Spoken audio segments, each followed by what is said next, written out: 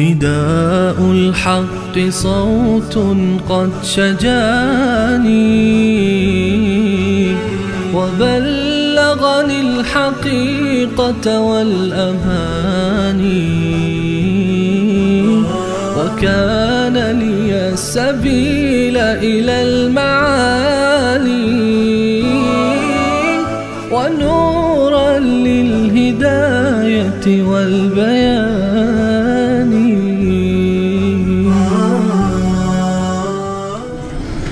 أعوذ بالله من الشيطان الرجيم. بسم الله الرحمن الرحيم. حميم تنزيل الكتاب من الله العزيز العليم غافر الذنب وقابل التوب شديد العقاب ذي الطول لا إله إلا هو إليه المصير. صدق الله العظيم. درود شريف بخاني شما. اللهم صل على سيدنا وشفينا ومولانا محمد وعلى آله وصحبه أجمعين. سبحانك لا علم لنا إلا ما علمتنا إنك أنت العليم الحكيم ولا فهم لنا إلا ما فهمتنا إنك أنت الجواد الكريم. لا حول ولا قوة إلا بالله العلي العظيم. رب اشرح لي صدري ويسر لي أمري واحلل عقدة من لساني يفقهوا قولي. سوره مبارکه مؤمن اولین حامیم هست از حوامیم سبعه که روایتی از عبدالله ابن عباس رضی الله عنهما صبح خدمت شما هم روایت را خواندم که ایشون معتقد است لكل شيء لباب ولباب القرآن الحوامیم. هر چیزی یه خلاصه‌ای داره، یه مغزی داره و خلاصه تمام قرآن مجید، مطالب عمده‌ای که در قرآن بیان شده خلاصه‌شون در این حوامیم هست. حوامیم هفتگانه. و باز خلاصه تمام حوامیم در حامیم غافر یا حامیم مومن که دو نام دارد در این سوره هست. و خلاصه حامیم مؤمن آیه شریفه فدعوا الله مخلصین له الدین که معنایش اینه که در همه شؤون زندگی، در تمامی مسائل و مصائب فقط خدا را فریاد بزنید. مخلصین له الدین ای مخلصین له الدعا، دعایتون را خالص برای خدا بگردانید، غیر از خدا کسی را نخوانید. از ابتدا تا انتها الله عزوجل از ما اینو میخواد که ما عبادتهای خودمون را اختصاص به خدا بدیم. اما ربط این سوره و مناسبت این سوره، ما معتقدیم سوره های قرآن مجید با هم خیلی مرتبطند. نه تنها سوره، هر آیه با آیه دیگه تناسب داره، مناسبت داره. امکان داره ما غافل باشیم، ما ناآگاه باشیم، ما بیخبر باشیم از ربط، ولی بدون ربط نیست و نخواهد بود. شیخ ما حضرت حسین علی رحمه الله چند نوع ربط بیان می کردن. بعضی ربط ها رو می گفتن ربط اسمی که از روی اسم این سوره ها با هم مناسبت دارند، اسمی که این سوره ها دارند. و یکی دیگر ربط معنوی از روی اون مفاهیمی که در سوره ها هست، مطالبی که در اون سوره هست، اون مفاهیم و مطالب با هم دیگه چی هستند؟ مرتبط هستند. لذا اول ربط اسمی در سوره زمر، زمر جمع چی هست؟ زمره هست. زمره یعنی جماعت. خدای تعالی در سوره زمر دو زمره را یاد کرد، فریق فی الجنة و فریق فی السعیر. یکی از اون زمر در جنت هست و یکی در سعیر است که در آخر خواندیم وسیق الذین کفروا الی جهنم زمرا وسیق الذین اتقوا ربهم الی الجنة زمرا. اونهایی که به جهنم میرند الذین کفروا هستند و اونهایی که به بهشت میروند الذین اتقوا ربهم هستند. پس در سوره زمر دو زمر ذکر شد، دو گروه ذکر شد. اکنون در سوره مؤمن به زبان مؤمن آل فرعون مسئله ذکر میشه که در اون مسئله را هر کس تسلیم بکند، هر کس در مقابل اون مسئله صرف پایین بیاورد، اون از اون زمر خوب هست، از جماعت خوب هست، از زمره خوب، یعنی اهل بهشت است. این ربط اسمی هست و هر کسی که این مدعا را انکار نماید اون فی السعیر است، اون از اون گروه دیگه هست، الی جهنم هست. اون مدعا بعداً ذکر میشه. این ربط اول، مناسبت اول. مناسبت دوم اینه که در سوره زمر ما خواندیم فاعبد الله مخلصا له الدین. مدعای مرکزی و محوری سوره چی هست؟ فاعبد الله مخلصا له الدین، یعنی توحید فی العبادت، فقط خدا را عبادت کن.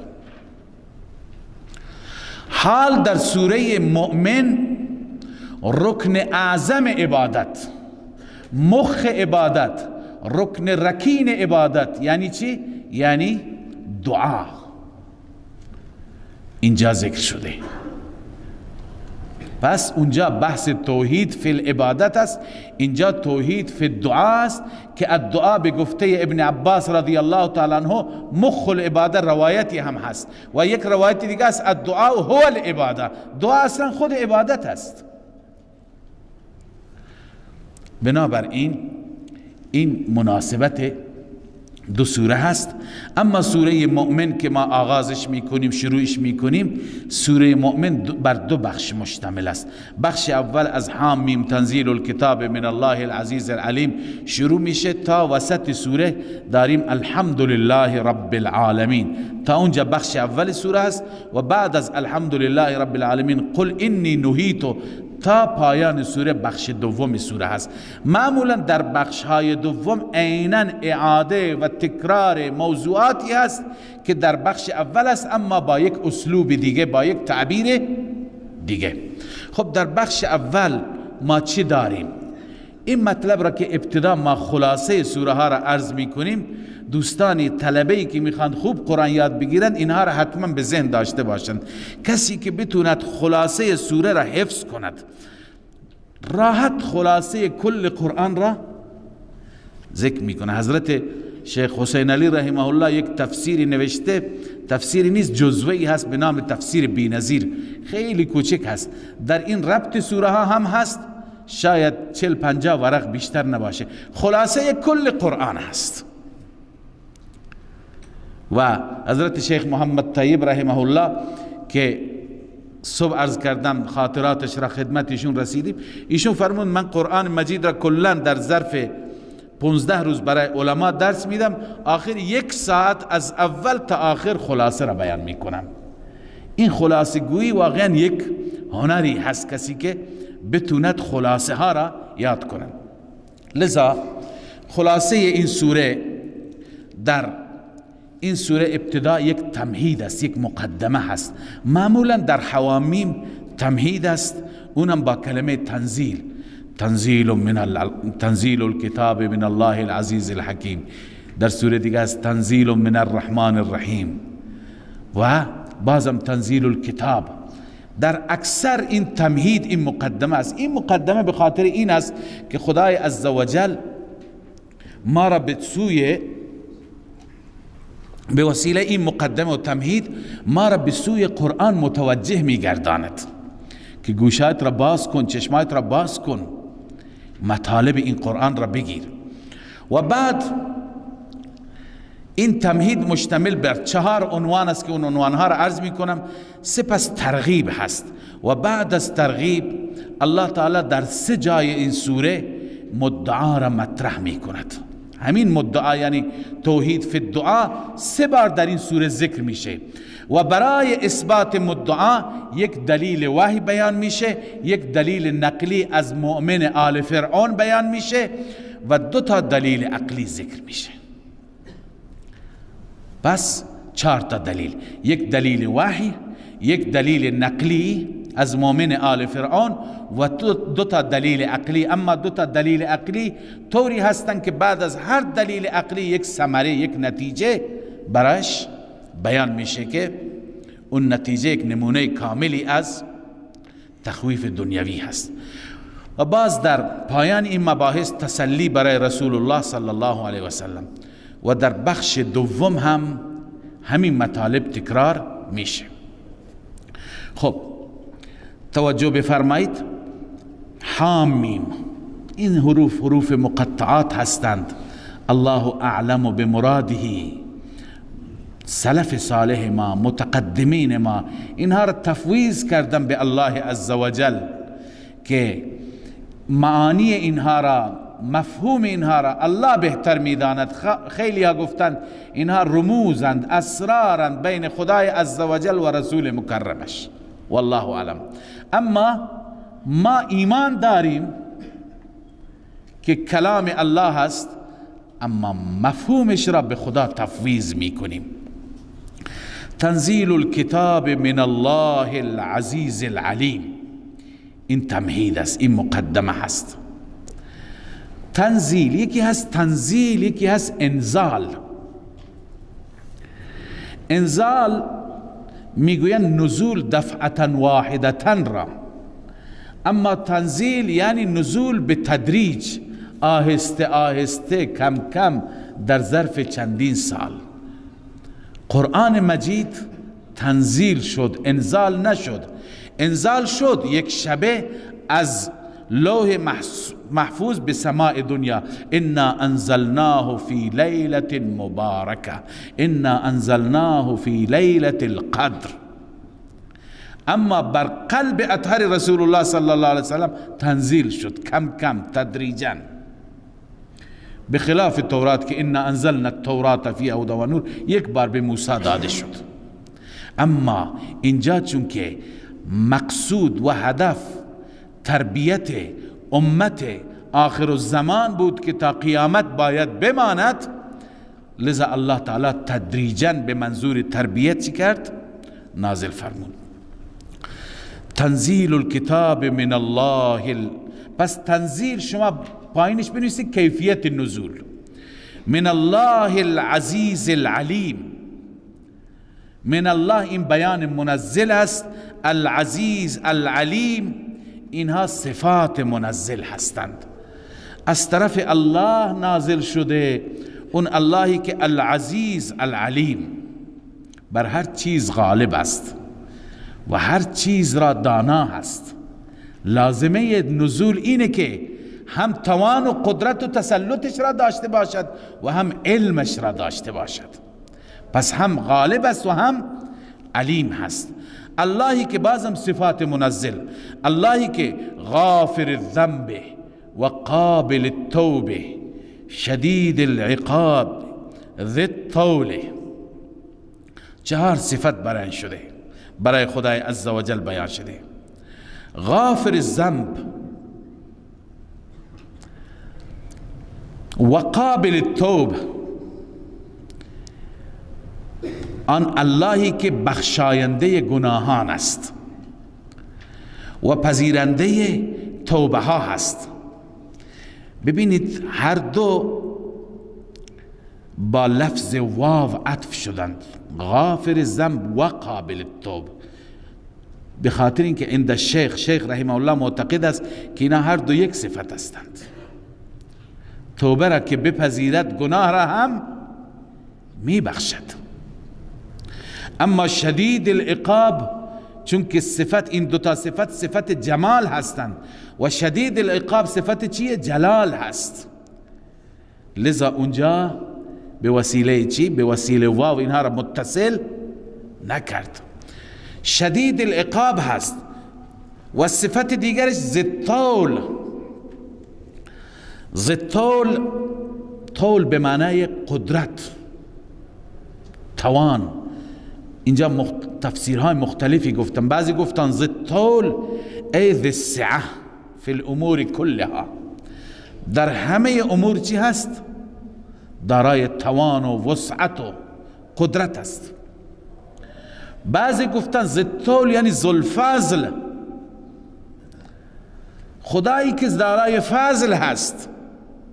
بعضی ذی طول را گفتن ذی الغنا، خدایی که غنی هست. سعت و غنا هر دو یکی هست. بعضی گفتن ذی القدره که همون طول را ابتدا ترجمه کردیم. به هر حال بسیاری از علما اینجا معتقدند که این صفت جمال است. لطیفه جالبی هم اینجا بیان می کنند که خدای تعالی 4 صفت ذکر کرد. از این 4 صفت 3 تا صفت رحمتند و 1 صفت غضب است. یا 3 تا صفت جمالند، 1 صفت جلال است. غافر الذنب، بخشاینده گناهان، این صفت چیه؟ جمال. قابل توب، کسی که توبه ها را میپذیرد، این صفت جمال است. ذی الطول که در آخر می آید، ای ذی السعه، ذی القدره، ذی الغنا، ذی الفضل، بر ما فضل و جود می فرماید، غنی هست. این صفت هم صفت چیه؟ جمال هست.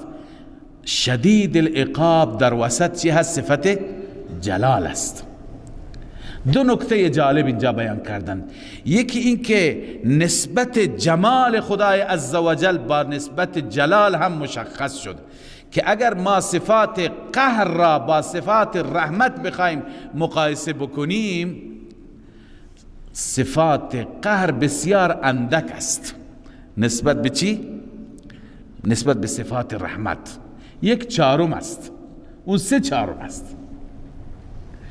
دوم این که صفت قهر احاطه شده و محاصره شده به وسیله چی؟ صفت رحمت، که مفهوم حدیث همین مفهوم را میرساند. ان رحمتی سبقت غضبی یا وسعت غضبی، رحمت من غضب را احاطه کرده، در بر گرفته و بر او غالب هست. پس اون چی که در حدیث گفته شده در ترتیب این صفات اینجا عملا چی شده؟ نشان داده شده. بله، پس الله عزوجل اینا صفات منزل بودند. اون ذاتی است که هم گناهان میبخشد، هم توبه ها قبول میکند. این برای کسی که این حکم نامه را بپذیرد. شدید العقاب، سخت عذاب میده برای کسی که این حکم نامه را نپذیرد. ذی الطول، ذاتی هست که دارای قدرت یا دارای فضل زیاد هست. لا اله الا هو، این لا اله الا هو این منظور تنزیل هست، هدف تنزیل است. خدای عزوجل فرمود تنزیل الکتاب، کتاب را نازل کرده. هدف نزول چی هست؟ اینه که لا اله الا هو، هیچ معبودی، هیچ خدایی از خدایان باطله استحقاق معبودیت ندارد، استحقاق الوهیت ندارد الا هو، مگر او. الیه المصیر، فقط و فقط بازگشت شما، برگشت شما، رجوع شما به طرف او خواهد بود.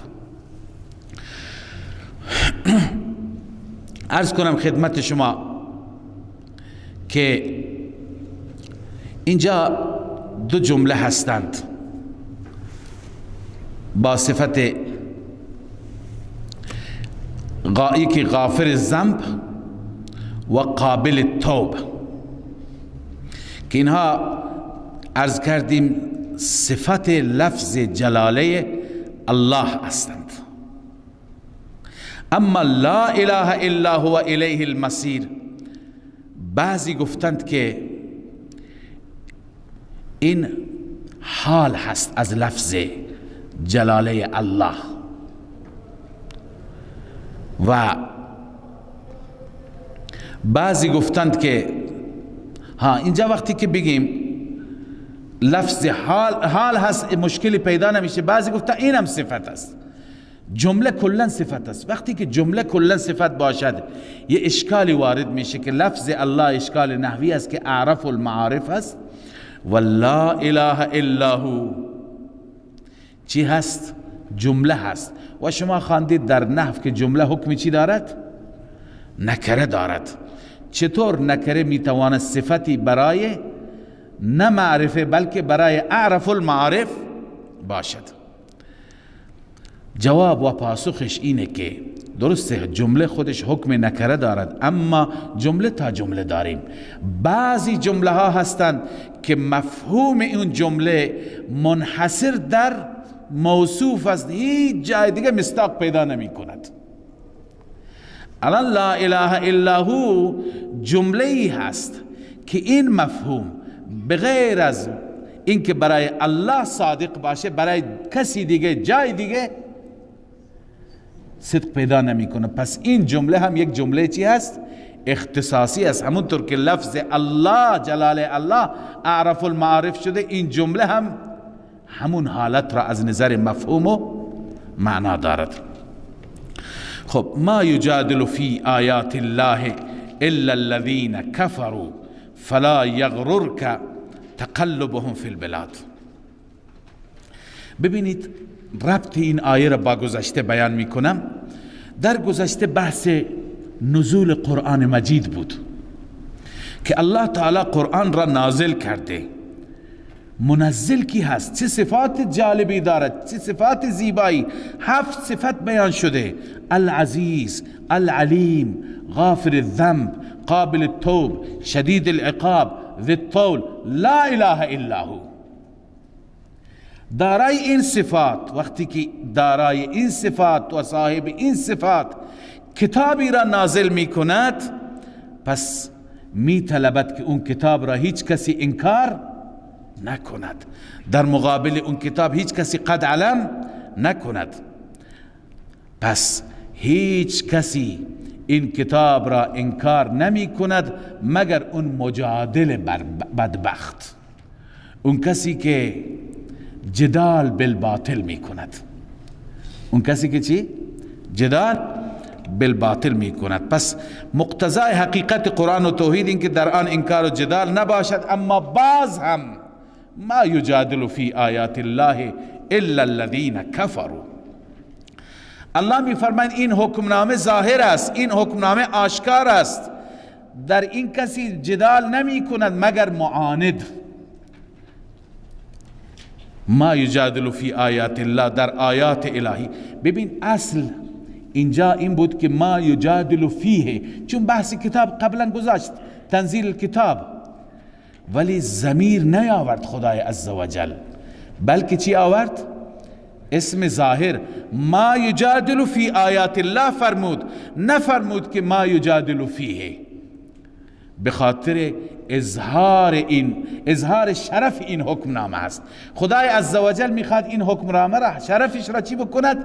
نشون بده که این آیات الهی هستند. با این نسبت میدونه چه شرفی پیدا میکند. لذا الله میفرماید ما یجادل فی آیات الله الا الذین کفروا، در این آیات الهی جدل نمی کند، بحث نمی کند، درگیر نمیشه. الا الذین کفروا، مگر کسانی که کفر کردند. کسانی که کفر کردند اونها جدال می کنند. بعداً الله عزوجل می فرماید که چرا اینها جدال می کنند.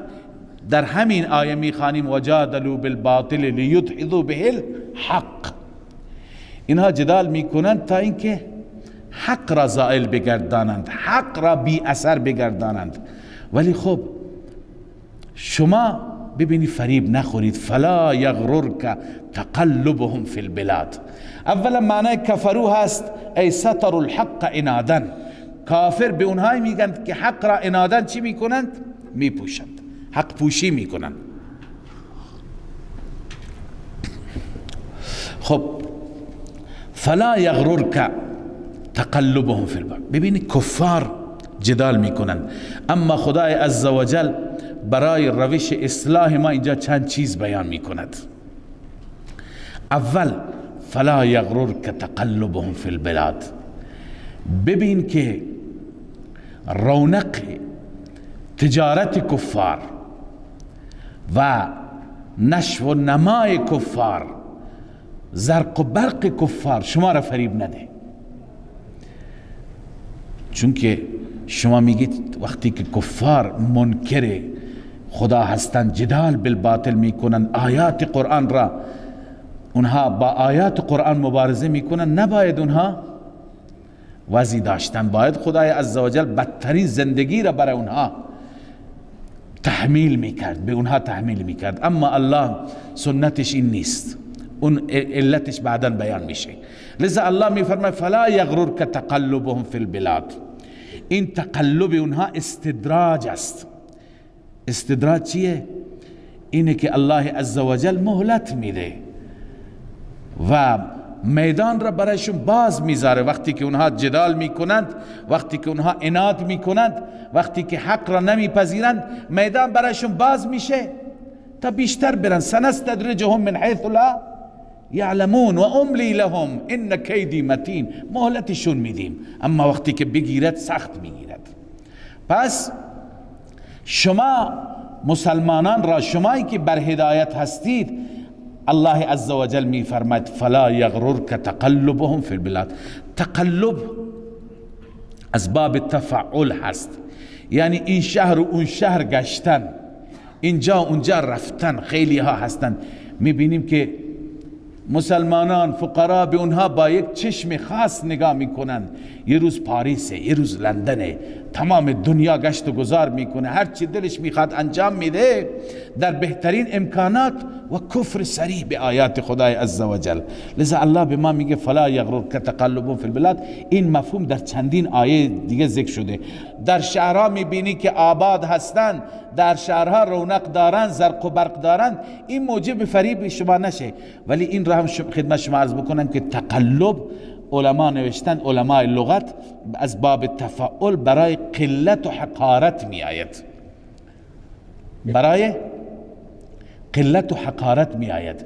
یعنی این که امروز اینجا هستند، فردا اونجا هستند، همه چیز دارند، تجارت دارند، گویا دنیا را دارند که اداره می کنند، این خیلی بیارزشه. چون که در اون سوره آل عمران گفته متاع قلیل. این بهره گرفتن و استفاده کردن تا یک لحظه‌ای هست، تا یک مدتی هست. ثم مأواهم جهنم. برد اصلی با شماست که اونجا شما در عیش و نعمتهای ابدی و سرمدی هستید. پس نسبت به اون تقلب اونها واقعا هم حقیره و هم قلیله. فلا یغررک تقلبهم فی البلاد. سه روش اصلاح هستن که اولینش این هست و دو تا دیگه انشاءالله در آیات بعد می آیند. والسلام علیکم و رحمت الله.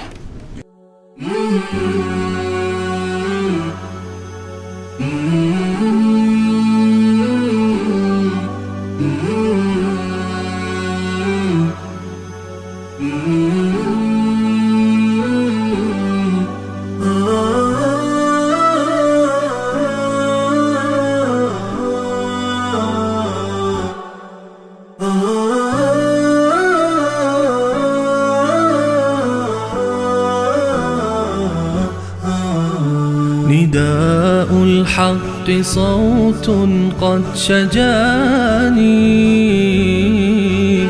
وبلغني الحقيقة والأماني وكان لي لي السبيل إلى المعالي